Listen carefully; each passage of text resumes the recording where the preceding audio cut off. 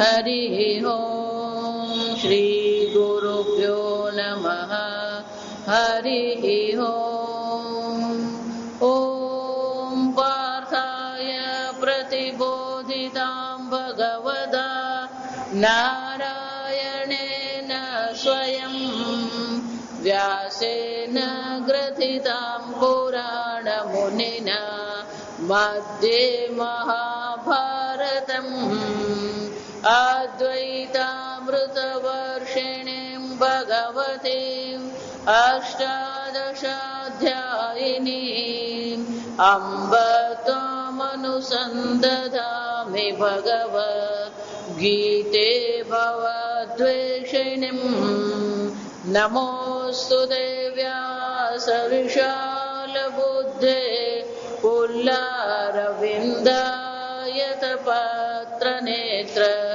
येन त्वया भारततैलपूर्णः प्रज्वालितो ज्ञानमय प्रदीपः प्रपन्नपारिजाताय स्तोत्रवेत्रैकपाणये ज्ञानमुद्राय कृष्णाय गीतामृतदुहे नमः। सर्वोपनिषदो गावः दुग्धा गोपालनन्दनः पार्थो वत्स सुधीर्भोक्ता दुग्धं गीतामृतं महत् वसुदेवसुतं देवं कंसचाणूरमर्दनं देवकी परमानन्दं कृष्णं वन्दे जगद्गुरुं भीष्मद्रोण तथा जयद्रथजला गान्धारनीलोत्पला शल्यग्राहवती कृपेण वहने कर्णेन वेलाकुला अश्वत्थामविकर्णघोरमकरा दुर्योधनावर्तिनी सोत्तीर्णा खलु पाण्डवैरणनदी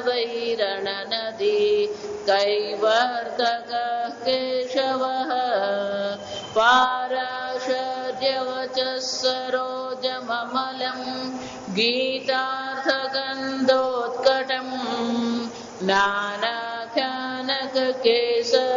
हरिकथा सम्बोधनाबोधितम् लोके सज्जनषट्पदैरहरः पेपीयमानं मुदा भूयाद्भारतपङ्कजं कलिमल प्रध्वंसिन श्रेयसे मूकं करोति वाचालं पङ्गुं लङ्घयते गिरिं यत्कृपातमहं वन्दे परमानन्दमाधवम् यं ब्रह्मा वरुणेन्द्ररुद्रमरुतः स्तुन्वन्ति दिव्यैस्तवैः वेदैः साङ्गपदक्रमोपनिषदैः गायन्ति यं सामगाः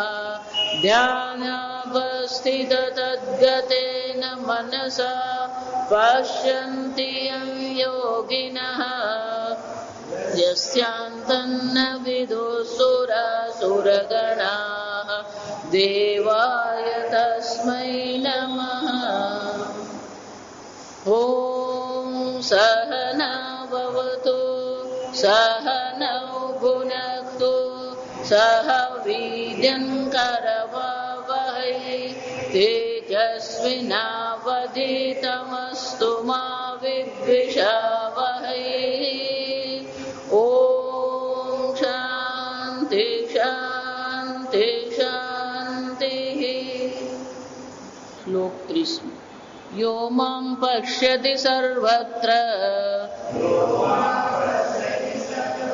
सर्वं च मयि पश्यति तस्याहं न प्रणश्यामि स च मे न प्रणश्यति। સર્વભૂત સ્થિતં વ્યોમામ ભજત્યેકત્વમાસ્થિતઃ સર્વથા વર્તમાનોપી સ યોગીમયી વર્તતે.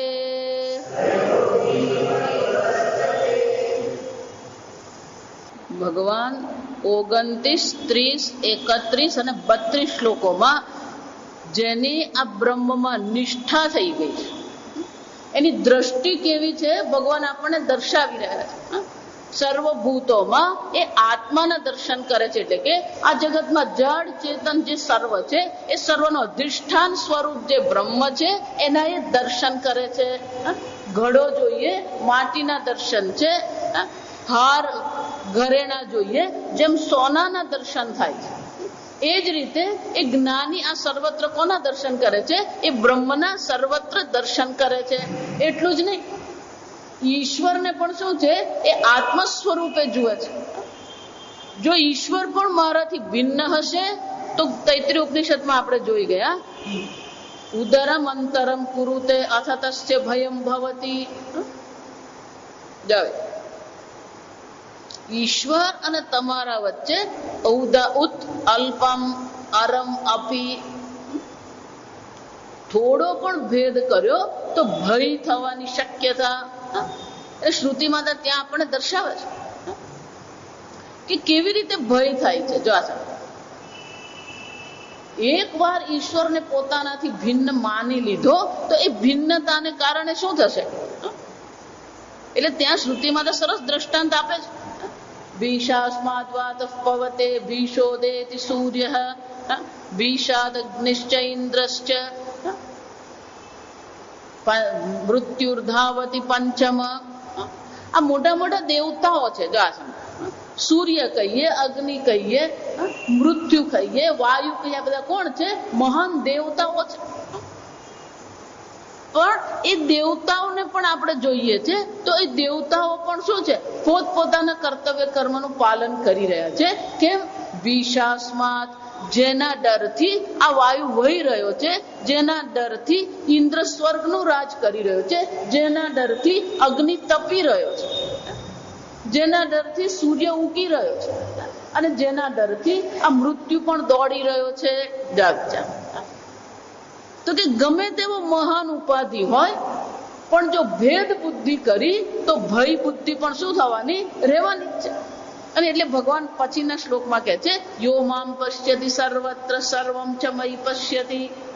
જે સર્વત્ર મારા દર્શન કરે છે, જે સર્વમાં મારા દર્શન કરે છે, તસ્યાહમ ન પ્રણશ્યામિ. હું ક્યારે એની બુદ્ધિથી દૂર થતો નથી, ક્યારે પરોક્ષતા એના જીવનમાં આવતી નથી. હું સતત એને શું છે સમજો. આ બહુ સુંદર ચર્ચા છે. સંપૂર્ણ વિશ્વમાં આત્માના દર્શન કરે છે, એટલે કે સંપૂર્ણ જગતના અધિષ્ઠાન આત્મ સ્વરૂપે દર્શન કરી રહ્યો છે. અને ઈશ્વર જે આપણો પરોક્ષ જે ઈશ્વર છે, એ પરોક્ષ ઈશ્વરને આત્મા સ્વરૂપે જોઈ રહ્યો છે. એટલે કે એ પ્રત્યેક આત્મા સ્વરૂપે છે, એ પરોક્ષ નથી. પ્રત્યક્ષ જગત છે એમાં આત્મબુદ્ધિ છે. જ્યાં સમજવા સર્વભૂતસ્થમ આત્માનંદમાં શું કહેવામાં આવ્યું? આ પ્રત્યક્ષ જગત જે નામ રૂપ જે જગત જે છે એ પ્રત્યક્ષ જગતમાં એ શું કરે છે? આત્મબુદ્ધિ એને કરી. એટલું જ નહીં, જે પરોક્ષ પરમાત્મા જે છે એ પરોક્ષ પરમાત્મામાં પણ આત્મબુદ્ધિ કરી. એટલે કે એ અપરોક્ષ સ્વરૂપે એ પરમાત્માના દર્શન કરી રહ્યો છે. અને એકવાર પરમાત્માને પરોક્ષ સ્વરૂપે દર્શન કરી લીધા પછી ભગવાન શું કહે છે? ક્યારેય પણ શું છે? ન પ્રણશ્યતિ. પણ આ પ્રણશ્યતિ નો અર્થ નાશ કઈ રીતે છે? જો એટલે ટીકાકાર બહુ સરસ કહે છે કે એક વાર જેને આત્માના દર્શન કર્યા, પરમાત્માના દર્શન કરી લીધા, એનો ક્યારે ન પ્રણશ્યતિ જે અર્થ જે છે એ નાશના અર્થમાં પણ આપણે જોઈ શકીએ. પરોક્ષ નથી એટલું જ નહીં. એટલે ટીકાકાર બહુ સરસ કે છે, યથા વૈધર્મ્યાત આપત્તિ પુરુષસ્ય નરકાદિ અનર્થ હેતુ. આ બહુ સુંદર ચર્ચા કરે છે કે મનુષ્યને મનુષ્ય શરીર મળ્યું અને એ ધર્મનું એને પાલન કરવાનું છે, પણ ધારો કે જો એ ધર્મનું પાલન ન કરે, શંકરાચાર્યજી તો ફક્ત પરોક્ષતાની જ વાત કરે છે કે ઈશ્વર એને માટે પરોક્ષ રહેતા નથી, ઈશ્વર એને માટે અપરોક્ષ સ્વરૂપે આત્મ સ્વરૂપે છે, પ્રત્યેગાત્મ સ્વરૂપે છે. પણ ટીકાકાર બહુ સરસ કે છે કે ધારો કે પણ નાશના અર્થમાં લઈએ આપણે પ્રણશ્યનો અર્થ શું કરીએ, એનો ક્યારેય નાશ થતો નથી. ધારો કે પણ નાશના અર્થમાં લઈએ તો કે જેવી રીતે જે મનુષ્ય જે છે એને ધર્મ અને અધર્મનું જ્ઞાન છે, પણ જો વૈધર્મ્યાત જો એ અધર્મનું પાલન કરશે તો અધર્મના પાલનને કારણે નરકાદિ અનર્થ હેતુ, અધર્મને કારણે શું થશે, એને નરકાદિ ગતિ એની થશે. જો વિચાર અર્જુન અહીંયા આગળ આ પ્રશ્ન પૂછવાનો છે, એટલા માટે ટીકાકાર જે ચર્ચા કરે છે બહુ સુંદર છે કે જેવી રીતે પેલું ધર્મનું પાલન નહીં કરીને એની અધોગતિ થાય છે, એટલે કે નાશ થાય છે, એ જ રીતે એકવાર આત્મજ્ઞાન થઈ ગયું, જો યોગની ભાષા થોડી અલગ હોય, આ સમજ સર્વભૂતસ્થ આત્માનમ જે શ્લોક જે છે એ યોગની દ્રષ્ટિએ વિચારીએ તો એને બાહ્ય નિર્વિકલ્પ સમાધિ કહેવામાં આવે. સર્વભૂતસ્થ આત્માનમ જે 29મો શ્લોક જે છે એ 29 શ્લોકમાં શું છે, બહાર જે પણ કઈ છે સર્વત્ર એ બ્રહ્મના દર્શન કરે છે. એનો શું થયો, ફક્ત એ આંખ મીચીને બેઠો છે, અંતર્મુખ છે એમ નહીં, બાહ્ય નિર્વિકલ્પ સમાધિ એના માટે છે, એટલે કે એ સર્વત્ર એ બ્રહ્મના દર્શન કરે છે. સમાધિનો અર્થ પણ શું છે, યોગની દ્રષ્ટિએ સમાધિ કહીએ તો શું છે, સ્વસ્વરૂપ અવસ્થાનમ સમાધિ, પોતાના સ્વરૂપમાં સ્થિતિ થવી, સ્વસ્વરૂપ અવસ્થાનમ. તો કે સર્વત્ર એ આત્માના જ્યારે દર્શન કરી રહ્યો છે તો બાહ્ય નિર્વિકલ્પ સમાધિ છે, પણ અંદર પણ એ પોતાના આત્માને કઈ રીતે જુએ છે, તો શું કે છે, એ આત્માને ઈશ્વર સ્વરૂપે જુએ છે. એટલે ટીકાકાર બહુ સરસ કે જેમ અધર્મના પાલનથી નરકાદિની શક્યતા છે, એ જ રીતે બાહ્ય નિર્વિકલ્પ સમાધિ છે, પણ આંતરિક નિર્વિકલ્પ સમાધિ પણ હોવી જોઈએ, એટલે કે એ પોતાને બ્રહ્મ સ્વરૂપ ઈશ્વર સ્વરૂપ પોતાને ઓળખવું જોઈએ. બ્રહ્મ અને ઈશ્વરના બ્રહ્મ અને આત્માના ઐક્યને જો એને ઓળખી લીધું નથી, એ ભગવાન એને માટે હજી પણ જો પરોક્ષ રહી ગયો તો પછી શું થશે, ભલે એને જ્ઞાન થઈ ગયું છે પણ જ્ઞાનમાં એની નિષ્ઠા નહીં થશે. આગળ 18મા અધ્યાયમાં ભગવાન બહુ સરસ ચર્ચા કરશે કે એકવાર આ જ્ઞાન સમજાઈ ગયું પછી એ જ્ઞાનમાં આપણી શું થવી જોઈએ, નિષ્ઠા થવી જોઈએ. જો એ નિષ્ઠા ન થઈ તો એ નિષ્ઠા ન થઈ તો શું થશે, તદ બ્રહ્મવિદ વિપરીત ભાવાપત્તિ જન્માદિ અનર્થ હેતુ. જો એની બ્રહ્મ જ્ઞાનમાં નિષ્ઠા ન થઈ તો પછી શું થવાનું, પાછું જન્માદિ હેતુ એને માટે શરૂ થવાનો જ છે. અને એટલે ટીકાકાર કહે છે કે બંને દ્રષ્ટિએ જોવાનું છે. નાશની દ્રષ્ટિએ વિચારીએ તો જેણે પોતાને ઈશ્વર સ્વરૂપ ઓળખી લીધો છે એ જ્ઞાનમાં નિષ્ઠ થઈ ગયો છે, એનો ક્યારેય નાશ થતો નથી, એટલે કે એને મુક્તિની પ્રાપ્તિ, મોક્ષની પ્રાપ્તિ થઈ જાય છે, વિદેહ મુક્તિની એને પ્રાપ્તિ થાય છે. એટલે 31મો શ્લોક છે શું બતાવે છે, વિદેહ મુક્તિ, એટલે કે એને ફરીથી આ જન્મ ધારણ કરવો પડતો નથી. આ શરીરનું પ્રારબ્ધ છે, એ પ્રારબ્ધ છે ત્યાં સુધી શું કરશે, અહીંયા શરીરમાં જીવશે, અને શરીરમાં જીવ્યા પછી એકવાર શરીર પડ્યું તો શું થવાનું, વિદેહ મુક્તિ. 29મો શ્લોક શું બતાવે છે, જીવન મુક્તિ. આ જીવન જીવતા જીવતા પણ એ સર્વત્ર આત્માના દર્શન કરી રહ્યો છે, એટલે કોઈ પ્રકારનું બંધન એને માટે છે નહીં, એટલે જીવતા જીવત પણ એ મુક્ત જ છે, અને આ શરીર છૂટ્યા પછી પણ એને વિદેહ મુક્તિની પ્રાપ્તિ થાય છે, ફરીથી એને જન્મ ધારણ કરવો પડતો નથી. આ ગીતાના દરેક શ્લોક જે છે ને, દરેક શ્લોક એટલા બધા ગૂઢ છે, તમે જેટલી એની ટીકા વાંચો, જેટલું ચિંતન કરો, શું થાય, નવા નવા અર્થ મળતા રહે આ સમય.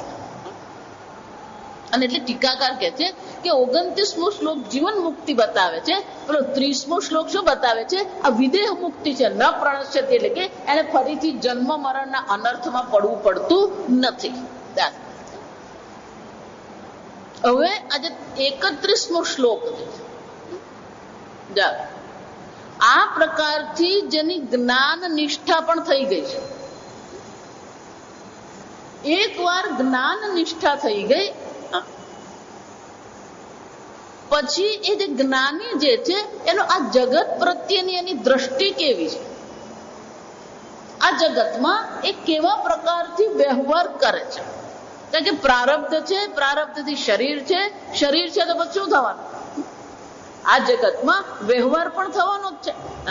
તો આગળ 3જા અધ્યાયમાં પણ ભગવાન કહી ગયા, યસ્તુ આત્મરતિરેવ સ્યાત્ આત્મતૃપ્તસ્ય માનવઃ આત્મન્યેવ ચ સંતુષ્ટઃ. આ પ્રકારથી જેની રતિ આત્મામાં છે, જેની ક્રીડા આત્મામાં છે, જેનું રમણ આત્મામાં છે, એટલે કે જે જ્ઞાન નિષ્ઠ છે, તો ત્યાં ભગવાન કે છે તસ્ય કાર્યમ ન વિદ્યતે. એને કોઈ કર્મ એને માટે છે જ નહીં, એને માટે કોઈ કર્તવ્ય કર્મ નથી, એને કઈ ગુમાવવાનું નથી, કઈ મેળવવાનું નથી. કેમ? ઉત્તમમ સુખમ અશ્નુતે. એકવાર ઉત્તમ આત્યંતિક સુખની એને પ્રાપ્તિ થઈ ગઈ, પૂર્ણતાની પ્રાપ્તિ થઈ ગઈ. પછી પૂર્ણતાની પ્રાપ્તિ પછી કઈ ગુમાવવાનું હોય નહીં. જો આ સમજ, જ્યાં સુધી અપૂર્ણતા છે ત્યાં સુધી જ લાભ અને ગેરલાભ છે. એકવાર પૂર્ણતાની પ્રાપ્તિ થઈ પછી લાભ પણ નથી, ગેરલાભ પણ નથી. એટલે ભગવાન બહુ સુંદર કે છે કે એકવાર જેને જીવન મુક્તિની પ્રાપ્તિ થઈ ગઈ પછી એનું જીવન કેવું છે. એટલે ભગવાન કે છે સર્વભૂત સ્થિતમ યો મામ ભજતી એકત્વમાં સ્થિતઃ. સર્વભૂતોમાં રહેલા મને એકત્વ એટલે કે આત્મ સ્વરૂપે ઓળખીને જે ભજતીમાં મારું ભજન કરી રહ્યો છે. એટલે શંકરાચાર્યજી કે છે ઇતિ એતત પૂર્વ શ્લોકાર્થમ સમ્યક દર્શનમ. આગળના શ્લોકમાં જે સમ્યક દર્શનની સર્વત્ર સમદર્શન, આગળ જે સમદર્શનની ભગવાને ચર્ચા જે કરી છે એ આગળ જે ચર્ચા કરી છે એને ધ્યાનમાં રાખીને અનુદ્યત ફલમ મોક્ષ અભિધીયતે. એનું ફળ હવે શું મળે છે? એ મોક્ષની એને પ્રાપ્તિ થાય છે. તો કે કેમ મોક્ષની પ્રાપ્તિ છે? જો 3 પ્રકારથી બંધન છે. આ સમજ, આ જગતમાં જે અજ્ઞાની છે એને 3 પ્રકારના બંધન છે. પહેલું બંધન જે છે એ કર્મનું બંધન છે. પહેલું બંધન કયું છે? કર્મનું બંધન છે. બીજું જે બંધન છે એ વિષયનું બંધન છે. આપણું મન કોની સાથે બંધાયેલું છે? આ વિષય ભોગમાં બંધાયેલું જ છે. તો પહેલું કર્મ બંધન છે, બીજું વિષયનું બંધન છે. પેલું ત્રીજું બંધન છે એ જન્મ મરણનું બંધન છે. 3 પ્રકારના બંધન આપણા જીવનમાં છે અને 3 પ્રકારના બંધનને કારણે આપણે શું કરતા રહીએ છીએ? ક્યાં તો કર્મથી બંધાયા, ક્યાં તો વિષયથી બંધાયા અને ક્યાં તો જન્મ મરણના ચક્કરમાં બંધાયા. તો કે જેને જ્ઞાન થઈ ગયું છે, એ જ્ઞાન થઈ ગયું છે એને વિષયનું બંધન છે ખરું? વિષયનું બંધનનો અર્થ શું થાય? આ છું એના કરતા મને વધારે સુખી કરશે. વિષયનું બંધન શું કહેવાય? અહીંયા વલસાડમાં બહુ મજા નથી, ચાલો હવે આપણે શું કરીએ, આપણે સુરત જતા રહીએ. પણ સુરત વાળો વિચારતો આ સુરતમાં બહુ શાંતિ નથી, ચાલો વલસાડ જતા રહીએ. એટલે એક દેશમાં, એક કાળમાં, એક વિષયમાં આપણા મનને શું કરીએ છીએ? આપણે બાંધી દઈએ છીએ. તો વિષય એટલે કે આ મને સુખ આપશે એવી આશા છે. કર્મ દ્વારા પણ આપણે શું કરીએ? આટલું કરીને મને શાંતિ મળશે, મને સુખ મળશે. બધા આના પર જ ચાલી રહ્યા. બસ આટલું કરીએ અને પછી સુખી થઈ જઈશું. પ્રવચનમાં ના માતાજી હજી બાકી છે કરવાનું. બધાને કરવાનું બાકી જ હોય. આ વિચાર મરે ને ત્યાં સુધી શું હોય? કંઈક તો કરવાનું બાકી રહેવાનું જ છે. એટલે કર્મનું એ બંધન છે. અને મૃત્યુ પછી શું થવાનું? પુનરપી જનનમ પુનરપી મરણમ. વળી પાછો શું થવાનો? એ જન્મ મરણના ચક્કરમાં પડવાનો જ છે. આમ જે અજ્ઞાની છે એના માટે વિષયનું બંધન છે, કર્મનું બંધન છે, એને જન્મ મરણનું બંધન છે. પણ જે જ્ઞાની છે કેવો છે? એને કોઈ બંધન છે? એને વિષયમાંથી સુખની ઈચ્છા કરવાની છે. અને કર્મ દ્વારા સુખી થવાનું છે. એટલે પૂજ્ય સ્વામીજીનું એક બહુ સરસ પ્રવચન છે. ત્યાં સમજ આપણે માનીએ છીએ હું કર્મ કરીને સુખી થઈશ. કર્મ કરીને સુખી થઈશ. પણ જે જ્ઞાની છે એને તો સુખની ઈચ્છા નથી, પણ એ કર્મ કરી રહ્યો છે. એનો અર્થ શું થયો? બે પ્રકારના કર્મ હોય. જો વિચાર, એક સુખ માટે કર્મ કરવામાં આવે અને એક આનંદ માટે કરવામાં આવે, બીજું આનંદ પૂર્વક કરવામાં આવે. આ ફરક દેખાવો જોઈએ. સુખ આનંદ માટે તમે કર્મ કરો છો કે આનંદ પૂર્વક તમે કર્મ કરો છો? જો વિચારો, આનંદ માટે તમે કર્મ કરી રહ્યા છો તો એ કર્મ તમને શું કરશે? એ કર્મ ક્યારેક ને ક્યારેક તો બાંધવાનું, કારણ કે પાપ પુણ્ય ઉત્પન્ન કરવાનું. આનંદ પૂર્વક કર્મ કરવું ને એટલે બહેનોની રસોઈ કરવું, આ યાદ રાખજો. બહેનો જયારે રસોઈ કરે છે એ શું છે? આનંદ પૂર્વક. અને જેને આનંદ પૂર્વક જયારે રસોઈ કરવામાં આવે પછી એ રસોઈ ખાવા વાળાને પણ શું મળે? ભાગવતમાં તો એવું લખ્યું છે કે રડતા રડતા જો રસોઈ કરી તો એ જેટલા ખાય એ બધાને રસોઈ રડાવે. ક્રોધ કરતા કરતા જો રસોઈ કરી તો જેટલા આ રસોઈ ખાય એ બધાને મનમાં શું આવવાનો? ક્રોધ આવવાનો જ. આપણે જે પણ કઈ કરીએ શું કરવાનું? આનંદ પૂર્વક કરીએ, આનંદ માટે નહીં. જો સમજો, એટલે સ્વામીજી બહુ સરસ કે you are performing action for happiness or out of happiness. क्या समझ? You are performing action for happiness or out of happiness. આનંદ માટે કરો છો કે આનંદ પૂર્વક કરો છો? મોટે ભાગે તે બધા અજ્ઞાનીઓ છે શાના માટે કરતા હોય છે? આનંદ માટે જ કરતા હોય છે. પણ જે જ્ઞાની છે, જેને ઉત્તમ સુખની પ્રાપ્તિ કરી લીધી છે, જેને આત્યંત સુખની પ્રાપ્તિ કરી લીધી છે, એને તો વિષયમાંથી કોઈ સુખ મેળવવાનું નથી, એને કર્મમાંથી પણ કોઈ સુખ મેળવવાનું નથી. આમ વિષય અને કર્મમાંથી જયારે એને સુખ મેળવવાનું જ નથી, પણ જયારે પ્રારબ્ધ કર્મ છે તો પ્રારબ્ધ કર્મ તો એને શું કરવાનું? પસાર કરવાનું જ છે. તો કે એ પ્રારબ્ધ કર્મ જયારે કરી રહ્યો છે ત્યારે કઈ રીતે કરશે? એને બંધન છે? ત્યાં કોઈ બંધન નથી. અને એટલે ભગવાન શું કહે છે? સર્વથા વર્તમાનોપી. જો આ બહુ સરસ છે, આ સમજો. જ્ઞાનીને ભગવાન છૂટ આપી દે છે. સર્વથા વર્તમાનોપી. સર્વથા શંકરાચાર્ય કે છે સર્વ પ્રકારૈ વર્તમાન અપી વિવિધ ચેષ્ટા વત દેહ ચેષ્ટયા લોક ચેષ્ટયા. અનેક પ્રકારની ચેષ્ટાઓ એ કરે છે. દેહની દ્રષ્ટિએ અનેક પ્રકારની પ્રવૃત્તિઓ કરે છે. આ લોકની દ્રષ્ટિએ અનેક પ્રકારની એ પ્રવૃત્તિ કરે છે. લોક કલ્યાણને કામ કરી રહ્યો છે. પણ એ બધા કામ જયારે કરે છે તો એ કામ શાના માટે કરે છે?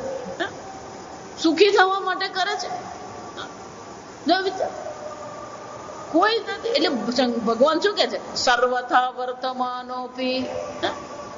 આગળ આવશે, જો સમજો 18 ફરીથી આવશે.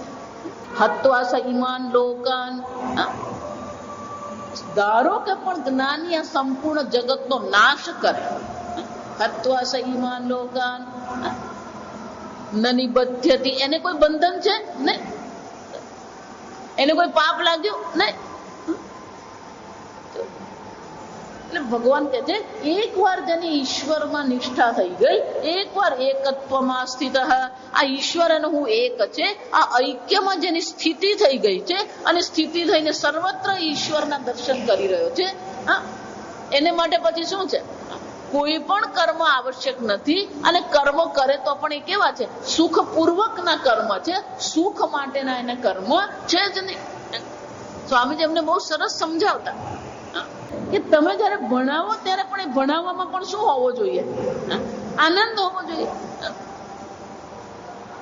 કે પેલા જે સાંભળવા આવ્યા તો આખો દિવસ માર ખાઈને આવેલા જ હોય. જો આ વિચારજો, સર્વત્ર આપણે આનંદ શોધવાનો નથી. આ સમજો, આપણે મુશ્કેલી જ્યાં છે સુખ મળે ને તો બધા દોડીએ, પણ દુઃખ મળ્યું તો શું કરવાનું? છોડવા તૈયાર. પણ હવે સુખની કોઈ અપેક્ષા છે નહીં. અને એટલે ભગવાન શું કે છે? સર્વથા વર્તમાનોપી. આ અનેક પ્રકારની ચેષ્ટાઓ કરવા છતાં પણ, અનેક પ્રકારની પ્રવૃત્તિઓ કરવા છતાં પણ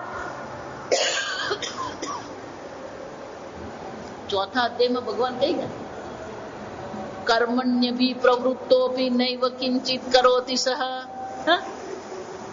અભિતઃ પ્રવૃત્ત. અનેક પ્રકારની પ્રવૃત્તિઓમાં વ્યસ્ત રહેવા છતાં પણ એ પોતે પોતાને કઈ રીતે ઓળખે છે? નૈવ કિંચિત કરોતિ, હું કોઈ કર્મ કરતો નથી. જો પાંચમા અધ્યાયમાં ભગવાન આપણને દર્શાવી ગયા કે જેને આ તત્વમાં નિષ્ઠા થઈ ગઈ છે, પછી શું છે? પશ્યન શૃણ્વન સ્પૃશન જિગ્રન અશ્નન. આ પાંચ જ્ઞાનેન્દ્રિયો દ્વારા પાંચ વિષયો ગ્રહણ કરે છે. સ્પર્શન, ઉન્મિશન, નિમિશન. પાંચ કર્મેન્દ્રિયો દ્વારા પણ એ કર્મ કરી રહ્યો છે. પાંચ જ્ઞાનેન્દ્રિયો દ્વારા વિષય ગ્રહણ કરી રહ્યો છે. આમ પશ્યન શૃણ્વન સ્પૃશન જિગ્રન અશ્નન ગચ્છન સ્વપન પ્રલપન વિસૃજન. નૈવ કિંચિત કરોમિતિ, એ શું માને છે? હું કોઈ કર્મ કરતો નથી. તો ગીતામાં ભગવાન પોતાના માટે પણ આજ કહી ગયા ચોથા અધ્યાયમાં, તસ્ય કર્તારમ અપી મામ વિદ્ધિ અકર્તારમ. આ બધાનો કર્તા હું હોવા છતાં પણ હું તો કોણ છું? અકર્તા છું. એનો અર્થ શું થયો? કર્મમાં બંધન છે. જો આ સમજો બરાબર.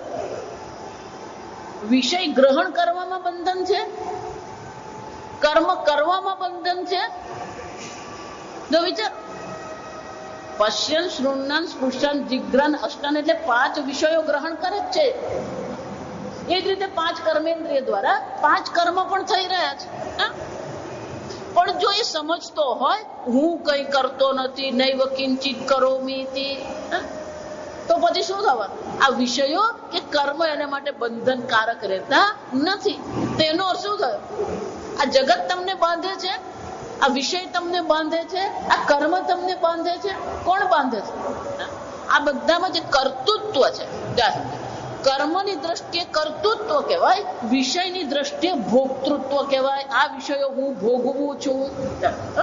તો કે કર્તૃત્વ પણ નથી, ભોક્તૃત્વ પણ નથી. આત્માને શું માને છે? અકર્તા અભોક્તા આત્મા. જા વિચાર. આમ જે પોતાને અકર્તા અભોક્તા આત્મા માની રહ્યો છે, સર્વથા વર્તમાનોપી, કોઈ પણ કર્મ કરવા છતાં પણ શું છે? સયોગી મયી વર્તતે. એ ક્યારેય ઈશ્વરથી દૂર જતો નથી. એ ક્યારેય ઈશ્વરથી શું છે? ઈશ્વરથી ભિન્ન એ પોતાને જોતો જ નથી. આમ અજ્ઞાની માટે જે બંધનનું કારણ છે, જ્ઞાની માટે શું થઈ ગયું? એ આનંદપૂર્વક કર્મ કરે છે, આનંદપૂર્વક એ વિષયો ભોગવે છે, પણ એ વિષયોથી હું સુખી થયો એવો નિર્ણય એનામાં નથી. જો આ વિચાર, આપણા મનમાં આ એક પ્રકારનો નિશ્ચય છે. શું નિશ્ચય છે?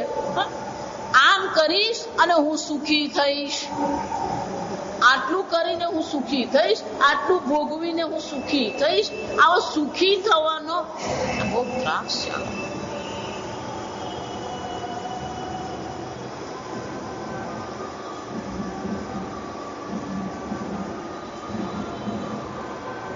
સંભળાય પાછળ? સંભળાય તમને?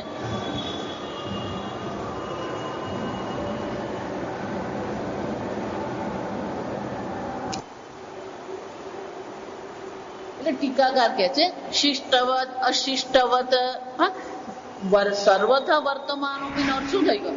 ધર્મ કરે છે કે અધર્મ કરે છે, કોઈ પણ પ્રકારનું એ કર્મ કરતો હોય, એ કર્મ કરવા છતાં પણ એ ક્યારેય બંધાતો નથી. એટલું જ નહીં, એ ક્યારેય ઈશ્વરથી દૂર જતો નથી. કોઈ પણ કર્મ કરવા છતાં પણ એની દ્રષ્ટિ ઈશ્વરથી ક્યારેય દૂર જતી નથી. આપણી તકલીફ શું છે? માતાજી તમે કહો ત્યારે બહુ સારું લાગે, પણ બહાર નીકળીએ પાછા થયા એટલે શું થઈ ગયું? સત્સંગમાં પેલો બ્રહ્મ યાદ રહે, બહાર નીકળે એટલે બ્રહ્મ શું થઈ જાય? ભૂલાઈ ગયો. ભગવાનની ભક્તિમાં આવું જ થાય. પૂજા પાઠ કરીએ, જપ કરીએ, ત્યારે ભગવાન છે. કામમાં લાગીએ એટલે શું થવાનું? પણ ભગવાન બાજુએ થઈ ગયો. ભગવાન કે છે આવું શક્ય નથી. કોને માટે? જેને આત્મ સ્વરૂપ ઈશ્વરને ઓળખી લીધો છે એને માટે કોઈ પણ કર્મ કરવા છતાં પણ એ ઈશ્વરથી ક્યારેય દૂર જતો નથી. ઈશ્વર એનાથી ક્યારેય દૂર જતો નથી. અને એટલે ભગવાન શું કે છે? સયોગી મયી વર્તતે. આત્માનો ક્યારેય, જો સમજો, આ બહુ સુંદર દ્રષ્ટિ છે. સ્વામીજી બહુ સરસ દ્રષ્ટાંત આપે કે જયારે હું ગલગોટો જોઉં ત્યારે મને ગુલાબ નહીં દેખાય, અને ગુલાબ જોઉં ત્યારે પુસ્તક નહીં દેખાય, અને પુસ્તક જોઉં તો મોબાઈલ નહીં દેખાય. એનો શું થયો? પેલો એક વિષય જોઈએ ત્યારે પેલો બીજો વિષય જતો રહે મગજમાંથી, પણ ત્રીજો વિષય જોઈએ એટલે પેલો બીજો વિષય પણ શું થવાનો? જતો રહે મગજમાં. એમ જયારે હું કર્મ કરું, આ વિષય ભોગવું, તો પેલો ઈશ્વર શું થઈ જાય? ખોવાઈ જાય. જો વિચાર, ભગવાન કે છે જ્ઞાની માટે ઈશ્વર ખોવાતો નથી. આશા કોઈ પણ કર્મ કરે, કોઈ પણ વિષય ભોગવે, કોઈ પણ અવસ્થામાં એ હોય, પણ ક્યારેય ઈશ્વરથી એ શું છે? દૂર જતો જ નથી. એટલે ભગવાન કે છે મયી વર્તતે. આ ભગવાનનું વાક્ય બહુ મજાનું છે. એટલે શંકરાચાર્યજી કે છે સર્વથા સર્વ પ્રકારી, આમ સર્વ પ્રકારથી વર્તમાન અપી. વર્તમાન એટલે કે વર્તન કરી રહ્યો, જો સમજો, કર્મ કરી રહ્યો છે. સમ્યક દર્શી યોગી મયી વૈષ્ણવે પરમે પદે વર્તતે નિત્ય મુક્ત એવ સહ ન મોક્ષમ પ્રતિ કેનચિત પ્રતિબધ્યતે ઇત્યર્થઃ. આમ એ જીવત જ મુક્ત છે, એને કોઈ પ્રકારનું બંધન છે જ નહીં.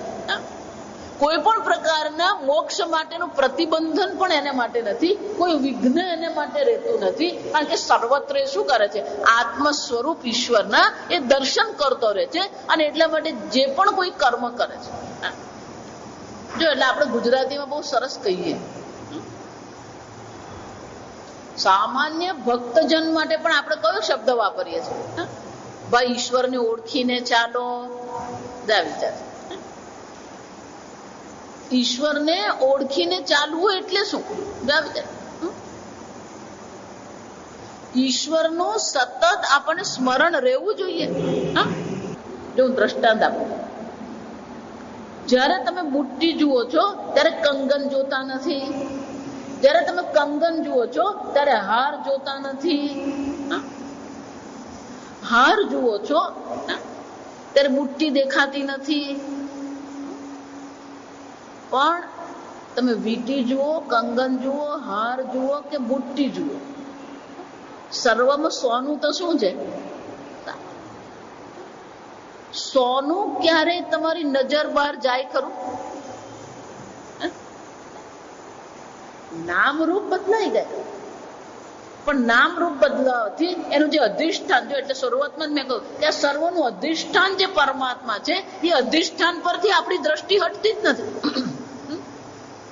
ઘડો હોય કે કુંડું હોય કે કલેડી હોય, તો પેલી માટી છે એના પરથી આપણી દ્રષ્ટિ ખસી, તો એનો અર્થ શું થયો? એ જે પણ કઈ વર્તન કરી રહ્યો છે એ કોની સાથે વર્તન કરે? જ્યારે સોની બુટ્ટી બનાવે કે હાર બનાવે, એ કોની સાથે કર્મ કરી રહ્યો છે? સોના સાથે. એનો જેટલો પણ વ્યવહાર છે, બધો વ્યવહાર કોની સાથે થઈ રહ્યો છે? એ બુટ્ટી સાથે એનો વ્યવહાર છે કે સોના સાથે એનો વ્યવહાર છે? એની જેટલી પ્રવૃત્તિ છે એ બુટ્ટીની દ્રષ્ટિએ છે કે સોનાની દ્રષ્ટિએ છે? જો એટલે જ કહું ને, તમે હાર લેવા જાઓ ને એટલે તમારે હારના પૈસા આપવા પડે, પણ એ જ હાર બીજે દિવસે સોનીને આપવા જાઓ તો એ શું લેવાનો? એ હાર લેવાનો? એ શું લેશે? એ સોનું લેશે. એટલે તમને હારના પૈસા નહીં આપે. જો વિચાર, એ તમને શું કરશે? સોનાના પૈસા આપશે, કારણ કે એની દ્રષ્ટિ કોના પર છે? સોના પર છે. એ જ રીતે એકવાર જેને આ સર્વત્ર આત્મદર્શન કરી લીધા, જેની દ્રષ્ટિ આત્મા પર છે, તો એ જેનું સર્વ વર્તન જે છે એ સર્વ વ્યવહાર છે, પણ કોનામાં થઈ રહ્યો છે? કઈ દ્રષ્ટિએ થઈ રહ્યો છે? આત્મ દ્રષ્ટિએ થઈ રહ્યો છે. ઈશ્વર દ્રષ્ટિએ સર્વ એનો વ્યવહાર છે. ઈશ્વર ક્યારેય એની દ્રષ્ટિથી બહાર જતા જ નથી. અને એટલે ભગવાન કે છે સમયી વર્તતે. આમ સર્વત્ર એ બ્રહ્માત્મામાં સ્થિત હોવાથી કોઈ પણ પ્રકારનું કર્મ કરે, કોઈ પણ અવસ્થામાં એ હોય, એટલે ટીકાકાર બહુ સરસ કે છે એનું વર્તન કોઈ પણ હોઈ શકે. એનો અર્થ શું થયો? બાલવત, મૂઢવત, ઉન્મત્તવત અપી. ધારો કે બાળકની જેમ વર્તી રહ્યો છે, એ ઉન્મત્તની જેમ વર્તી રહ્યો છે, મૂઢ એટલે કે મૂર્ખની જેમ પણ એ કર્મ કરી રહ્યો છે, પણ છતાં પણ એની દ્રષ્ટિ શું છે? કર્મની દ્રષ્ટિ આપણને મૂર્ખ દેખાય છે, કર્મની દ્રષ્ટિ આપણને ઉન્મત્ત દેખાય છે, પણ એની પોતાની દ્રષ્ટિ તો ક્યાં છે? જો ભાગવતમાં એટલે પેલી જડ ભરતની જે કથા આવે છે, ભરત રાજા હતા, પોતાના પુત્રને રાજકારભાર સોંપીને એ પોતે તપસ્વી બની ગયા, ખૂબ સરસ તપશ્ચર્યા કરતા હતા. પણ જયારે તપશ્ચર્યા કરતા હતા તો નદી કિનારા પર શું થયું? પેલી ગર્ભવતી હરણી હતી, એની પાછળ સિંહ દોડ્યો અને જીવ બચાવવા હરણીએ શું કર્યું? પાણીમાં કૂદી પડી. પણ એ જયારે પાણીમાં કૂદી ત્યારે પેલો ગર્ભ જે હતો એ શું થયો? કિનારા પર ફેંકાઈ ગયો જાત જાત. એટલે પેલી પાણીમાં નદીમાં પડી, નદીમાં તણાઈને મરી ગઈ. એટલે આ જે રાજા ભરત હતા, જે તપસ્વી હતા, એને દયા આવી ગઈ. આ બિચારું નાનું હરણ બાળ છે, એને કોણ રાખશે? એટલે હરણ બાળનું શું કરવા માંડ્યું? એની કાળજી કરવા માંડી. અને પછી પેલું ઈશ્વર ચિંતન કરવાને બદલે પછી આખો દિવસ કોનું ચિંતન શરૂ થઈ ગયું? પેલું હરણનું, એને ખવડાવવાનું, એને સુવડાવવાનું, એને રમાડવાનું. પેલું હરણમાં જ એનું મન લાગી ગયું. અને જયારે પ્રારબ્ધ પૂરું થયું, દેહ છૂટી ગયો, તો પછી જન્મ કયો થયો? હરણ રૂપે. જો એટલે કે અહીંયા જેટલું ચિંતન કરતા રહેશો ને, અને જેનું ચિંતન કરશો ને, એ જ બધું તમને શું થવાનું છે? આવતા જન્મમાં પ્રાપ્ત થવાનું જ છે. એટલે હરણ સ્વરૂપે એ શું થયો? એમનો જન્મ થયો. પણ એમની જે તપશ્ચર્યા હતી, એ તપશ્ચર્યાનું ફળ એનું ગયું નતું. એટલે હરણ શરીરમાં પણ એ પોતાને શું છે? ઈશ્વરની ભક્તિમાં લાગી રહ્યા, શાંતિથી હરણ સ્વરૂપ શરીરમાં એ જીવન પસાર કરી લીધું. અને હરણ શરીર જયારે એમણે છોડ્યું તો જડ ભરત તરીકે, એટલે કે એક બાળક તરીકે એમનો જયારે જન્મ થયો, ત્યારે બાળક તરીકે કેવા હતા? બિલકુલ મૂઢ જેવા, મૂર્ખ જેવા હતા. રમણ મહર્ષિ માટે પણ એવું જ કહેવાય છે. રમણ મહર્ષિ ત્યારે સ્કૂલ જવાને, શાળા જવાની ઉંમર થઈ, તેમના મોટા ભાઈની સાથે જતા. પહેલું બીજું ધોરણમાં બહુ વાંધો નહીં આવે, પણ ત્રીજા ચોથા ધોરણમાં પેલું ગણિત શીખવવામાં આવ્યું. પેલું રોજ જ વધતા શીખવે, રોજ જ ભૂલી જાય. એ પેલા મોટા ભાઈ એને બધું શીખાવે, ગુણાકાર શીખવે અને બધું શીખવે, અને રોજ શીખવે ને શીખવે ત્યારે કે હા બરાબર આવડી ગયું, પૂછે તો જવાબ પણ આપે. અને બીજે દિવસે પાછું પૂછે તો શું થાય? ભૂલી ગયા. એટલે જગતની દ્રષ્ટિએ જે વ્યવહાર છે કેવો છે? મૂર્ખવત, ઉન્મત્તવત, જડવત. ભરત રાજા જયારે હરણ શરીર મળ્યું ત્યારે જ નિશ્ચય કરી લીધો, હવે કોઈ જગ્યાએ માયા મમતા રાખવી જ નથી. ક્યાંય પણ એમણે માયા મમતા રાખીને જડ ની જેમ રહેતા હતા. ટીકાકાર કે છે કે એક વાર જેને બ્રહ્મ જ્ઞાન થઈ ગયું, સર્વથા વર્તમાનો કોઈ પણ પ્રકારની પ્રવૃત્તિ કરે, ધારો કે લોક કલ્યાણની પ્રવૃત્તિ કરી રહ્યા છે, અથવા તો કેવું છે? મૂર્ખવત, ઉન્મત્તવત. પણ એનો અર્થ એવું નહીં કરવાનો આજથી આપણે ગાંડાની જેમ રહીએ. પહેલા જ્ઞાન મેળવવાનું, પછી ગાંડાની જેમ રહેવાનું. જો તમને પહેલા શું કરવાનું છે? આ બ્રહ્મ જ્ઞાનમાં નિષ્ઠા મેળવવાની છે. એ નિષ્ઠા મેળવ્યા પછી બાલવત, ઉન્મત્ત, મૂઢવત, લોકો કઈ વસ્તુ પકડે ને આપણને ખબર જ નહીં પડે. આ સમજ સ્વામીજી હંમેશા કે પ્રવચન કરે ત્યારે સાવધાન લેવાનું, કારણ કે લોકો કઈ વસ્તુ પકડે આપણને ખબર જ નહીં પડે. એક સ્વામીજી અમારા આર્ષ વિદ્યા પરંપરામાં જ છે. તમે એમને જે વિષય આપો ને, દરેક વિષયના જોક્સ એ તમને કહે. ડોક્ટર કોણ તો ડોક્ટરના જોક્સ પણ હોય ને, પતિ પત્ની કોણ તો એના જોક્સ હોય, અનેક પ્રકારના જોક્સ કહેતા. એટલે પ્રવચન કરે ને ત્યારે પણ દ્રષ્ટાંતમાં એ જોક લેતા હોય. એક નવા ભાઈ એમને પ્રવચનમાં આવવા માંડે, એમને બહુ મજા પડી જાય. નિયમિત પ્રવચનમાં બુદ્ધિશાળી, ભણેલા ગણેલા બુદ્ધિશાળી. પછી એક દિવસ કહે કે સ્વામીજી મારે ત્યાં ભિક્ષા માટે આવો, એટલે સ્વામીજી એમને ત્યાં ભિક્ષા માટે, એ ભિક્ષા માટે ગયા. પછી બધા બેઠા હતા, ભિક્ષા કરીને પછી પરિવાર સાથે બેઠા હોય, વાતો કરે. એટલે પેલો એમનો દીકરો કે સ્વામીજી પપ્પા રોજ આવીને તમે જેટલા જોક્સ કહો ને બધા જોક્સ કે મજા આવી જાય અમને તો. આત્મા બ્રહ્મ સ્વરૂપ છે એ દીકરાને નહીં કે, પણ જઈને દીકરાને શું કે આજે સ્વામીજી કેટલા જોક્સ કીધા. એટલે અહીંયા પણ જયારે એમ કહેવામાં આવે મૂર્ખવત, ઉન્મત, બાલવત, એટલે પછી આપણે બાળક જેવું વર્તન કરવાનું નહીં. આ વર્તન કોને માટે કહેવામાં આવી રહ્યું છે? જેણે આ બ્રહ્માત્મા ઐક્યની પ્રાપ્તિ કરી છે. પછી જે સહજપણે, જો એવું વિચારતો નથી હું આજે બાળકના જેવું વર્તન કરું, એવું વિચારતો નથી આજે મૂર્ખ જેવું વર્તન કરું, વિચારવાનો સહજતા છે. આમ સહજતાથી એના જીવનમાં જયારે જીવન જીવે છે, પછી જળ સ્વરૂપે હોય કે લોક કલ્યાણ માટે હોય, પણ એને શું છે, કોઈ પણ પ્રકારે એને બંધનનો અનુભવ છે જ નહીં. અને એટલું જ નહીં, એ જે પણ કઈ કર્મ કરે છે એને માટે નવા બંધન ઉત્પન્ન કરનાર બનતા નથી. અને જો નવા બંધન કરનાર નથી તો જન્મ મરણનું બંધન પણ એને માટે રહેતું નથી. જો આમ ત્રણ વસ્તુ છે.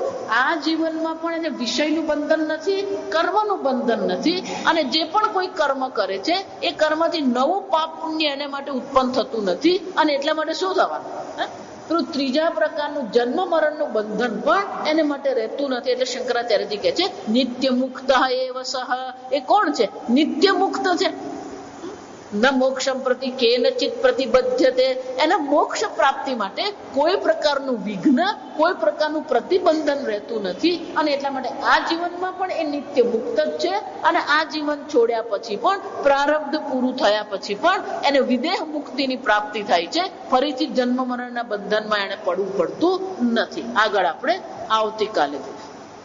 ઓમ સ્વસ્તિ પ્રજાભ્ય પરિપાલયન્તામ ન્યાયેન માર્ગેણ મહિં મહિષાઃ ગોબ્રાહ્મણેભ્ય શુભમસ્તુ નિત્યં લોકા સમસ્તા સુખિનો ભવન્તુ કાલે વર્ષતુ પર્જન્યઃ પૃથ્વી સસ્યશાલિની દેશોऽયં ક્ષોભરહિતઃ બ્રાહ્મણા સંતુ નિર્ભયાઃ ઓમ સર્વેષાં સ્વસ્તિર્ભવતુ સર્વેષાં શાંતિર્ભવતુ સર્વેષાં પૂર્ણં ભવતુ સર્વેષાં મંગલં ભવતુ સર્વે ભવन्तુ સુખિનઃ સર્વે સन्तુ નિરામયાઃ સર્વે ભદ્રાણિ પશ્યन्तુ મા કશ્ચિદ દુઃખભાગ ભવેत् અસતો મા સદ્ગમય તમસો મા જ્યોતિર્ગમય મૃત્યોર્મા અમૃતંગમય. ઓમ પૂર્ણમદઃ પૂર્ણમિદં પૂર્ણાત પૂર્ણમુદચ્યતે પૂર્ણસ્ય પૂર્ણમાદાય પૂર્ણમેવાવશિષ્યતે. ઓમ શાંતિ શાંતિ શાંતિ. હરિ ઓમ. શ્રી